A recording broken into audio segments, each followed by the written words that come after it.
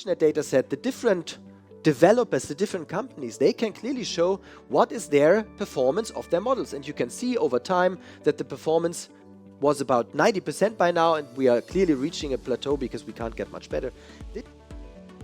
That the tiebreaker should be the oral and maxillofacial radiologist. And we also have an ADA standard that we're working on right now for external validation. So, as I mentioned before, internally, the companies have to have internal validation of their own training data set, but they don't necessarily have a gold standard out there. We should be able to really monitor also where the toothbrush is and thereby validate our system versus a traditional system video observation, but also versus what we had obtained already with the in-mouth following the Fraunhofer technology. And the idea of this slide is the dentist and the hygienist don't have to do one more thing than they're doing today. You know, as today and for years, they've been able to take a radiograph right from the practice software. The difference now is if in the image on the right, you see that there are boxes around. Just the ability to utilize it to communicate effectively with the patient and to build trust. And that has a pretty interesting impact on the nature of the conversation that you have with the patient as it relates to treatment planning.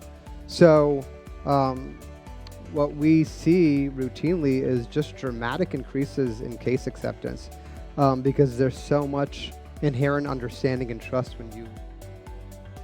Generally speaking, AI is a lot about productivity also. And I love this quote. AI won't be replacing humans, but humans with AI would replace humans without. And I think, sad or not sad, the wheel is turning, and it cannot be stopped, in my opinion. And it'll tell you, make recommendations for what you can do, and it's getting so good that it can really be accurate. It'll tell you to the millimeter exactly what the degree of penetration of the lesion is, and it's really getting incredible, and I expect that that's going to get even more advanced in the next couple years. And then again, one of the questions I like to work with my team is to say, if you were a well-funded, well-intentioned startup designing for XYZ problem from scratch, and you need to see 10x improvement, what solution would you design?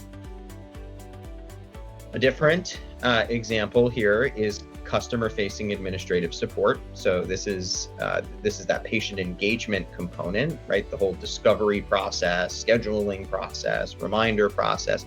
So Arini is a company that has popped up in that area. It's effectively an AI receptionist for dental offices. It can answer phone calls, it can schedule appointments. Their AI will speak and respond and schedule calls in a almost scary human-like way.